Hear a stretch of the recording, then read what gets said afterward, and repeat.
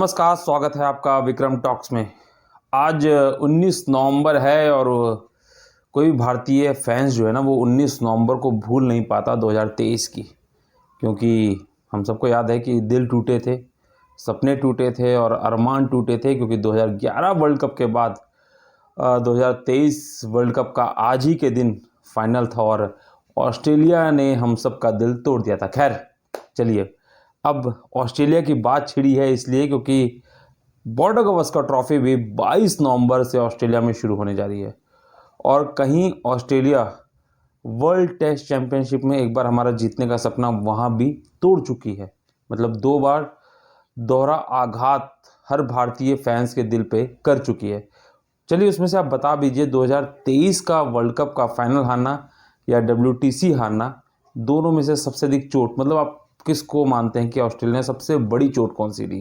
हालांकि दोनों बहुत बड़ी है, लेकिन पहली बड़ी चोट कौन सी? क्योंकि WTC आज तक हमारे हाथ में आया ही नहीं है। 2 बार हम फाइनल में पहुंचे, लेकिन एक बार न्यूजीलैंड से और एक बार ऑस्ट्रेलिया से हम मात खा चुके हैं। और ऐसे में तीसरी बार जब हम आसानी के साथ वर्ल्ड टेस्ट चैंपियनशिप के फाइनल में पहुंच रहे थे, तब फिर से न्यूजीलैंड ने हमारा दिल तोड़ दिया और भारत की ही सरजमी पे 3-0 से वाइट वॉश कर दिया।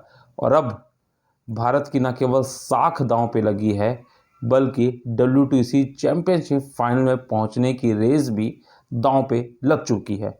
अगर हम यहाँ पे 4 टेस्ट मैच जीतते हैं, अपनी धरती पे 3 हार के आ रहे हैं, इसलिए बहुत मुश्किल लग रहा है। लेकिन कहते हैं ना, उम्मीदें तो रखनी पड़ेगी, क्योंकि भारतीय फैंस हैं हम सब। भले मैं आपको बतौर इसको एलोब्रेट करके बताऊंगा बिना इफ़ एंड बट के कि भारत बहुत कमज़ोर है और भी कई कारणों से कमज़ोर हो गई, उसके बारे में तो चर्चा करूंगा। लेकिन बॉर्डर गवस्कर और आप सब जानते हैं कि IPL के ऑक्शंस भी हैं, तो ऐसे में कुछ मिस ना हो जाए, क्योंकि एंटरटेनमेंट की बात भी हम करते हैं, चाहे वो पुष्पा की बात हो, चाहे दिलजीत दोसांझ के कॉन्सर्ट की बात हो। तो विक्रम टॉक्स को सब्सक्राइब जरूर कर लीजिए। चलिए अब बात करते हैं बॉर्डर गवस्कर ट्रॉफी की।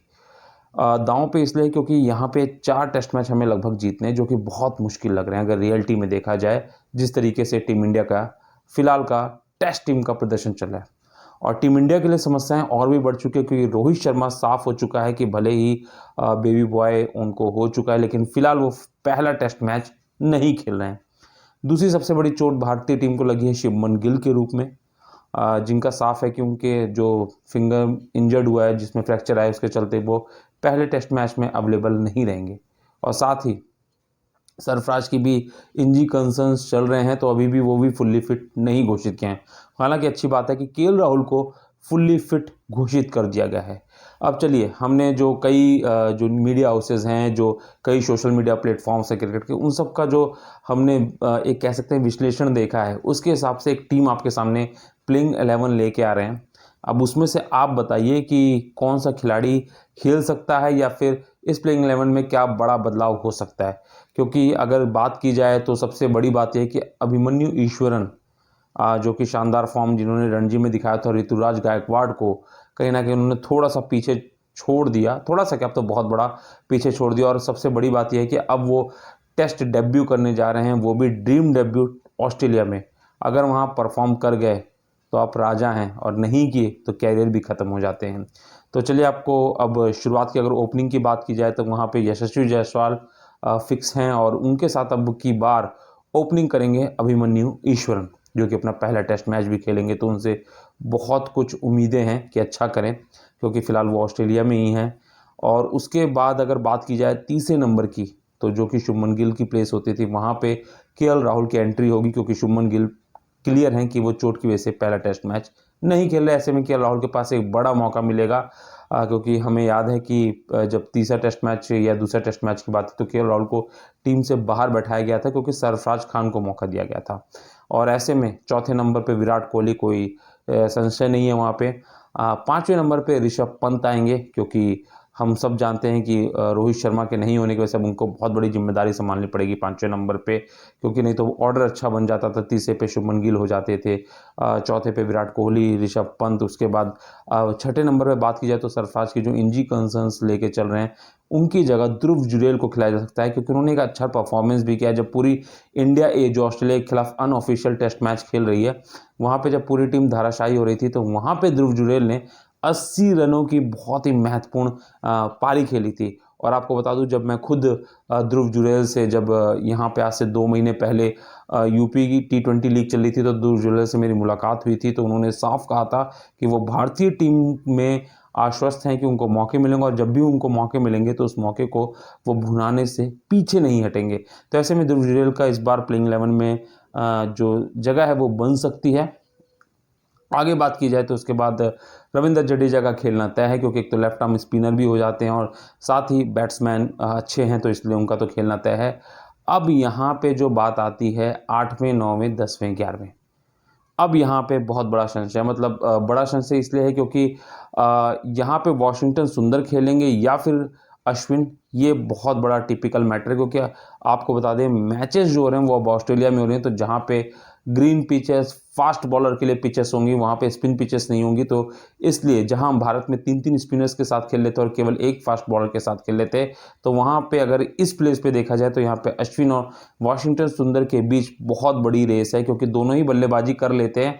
और अश्विन जहां अपने कैरियर के एंड पे चल रहे हैं, वहीं वॉशिंगटन सुंदर अपने कैरियर के एक अच्छे पड़ाव पे चल रहे हैं, और उनके पास कॉन्फिडेंस है, क्योंकि लास्ट जो 2 टेस्ट मैचेस हुए थे उसमें वॉशिंगटन सुंदर ने अश्विन से ज़्यादा विकेट भी निकाले थे और बैटिंग भी काफ़ी थोड़ा बेहतर की थी।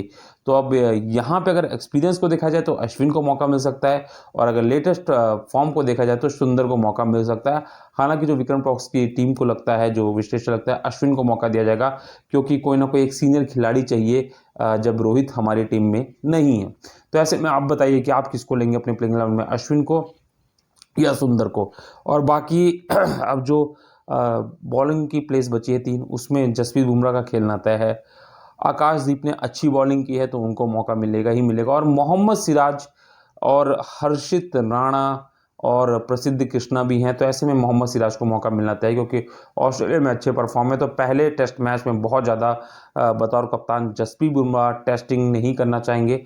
मोहम्मद सिराज भले ही विकेट नहीं झटक पा रहे, लेकिन काफ़ी अच्छे गेंदबाज, और ऐसे में जहाँ पे पिच तेज होगी, क्योंकि वो भारत की हम बात कर रहे थे अब ऑस्ट्रेलिया में, तो मोहम्मद सिराज एक अच्छी बॉलिंग ऑप्शंस विकल्प पैदा कर सकते हैं। तो ऐसे में हमें उम्मीद है कि प्लेइंग 11 में ये टीम खेलने वाली है। आपको क्या लगता है कौन खेलेगा या नहीं? आप अपने जो है प्लेइंग 11 वो हमारे कमेंट बॉक्स में बता सकते हैं। कुछ लोग का कहना यह है कि नीतीश रेड्डी को भी मौका मिल सकता है, लेकिन आपको बता दूं, जिस तरीके से जो अभी तक की कंडीशन देख रही है, उसमें बहुत मुश्किल है कि नीतीश कुमार रेड्डी, जो कि अच्छा परफॉर्म कर रहे हैं, रन भी बना रहे हैं, लेकिन उनको डेब्यू कराया जाए बहुत मुश्किल लग रहा है, क्योंकि वहाँ पे मिचेल स्टार्क सामने होंगे। बॉलिंग की बात की जाए, पैट कमिंस होंगे, नए बॉलर जॉनसन्स भी आ रहे हैं। तो इस तरीके की वजह से शायद अभी भारतीय जो गौतम गंभीर, जिनकी खुद कोचिंग दांव पे लगी है, वो भी नहीं चाहेंगे कि बहुत टेस्ट किया जाए, और एक संतुलित प्लेइंग 11 लेके उतरना चाहेंगे मैदान पे, क्योंकि वैसे भी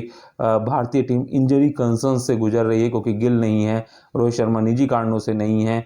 तो ऐसे में भारतीय टीम के ऊपर बहुत अधिक दबाव है पहले टेस्ट मैच में, और साथ ही जब पहला टेस्ट मैच खेला जाएगा तो उसी समय अगर बात की जाए तो तीसरे दिन से IPL का ऑक्शन भी शुरू हो जाएगा, तो वहाँ भी सबका दिमाग लगा रहेगा। तो आपको क्या लगता है, टेस्ट मैच की प्लेइंग 11 यही होगी या कुछ फेरबदल? कमेंट बॉक्स में जरूर बताइए। धन्यवाद।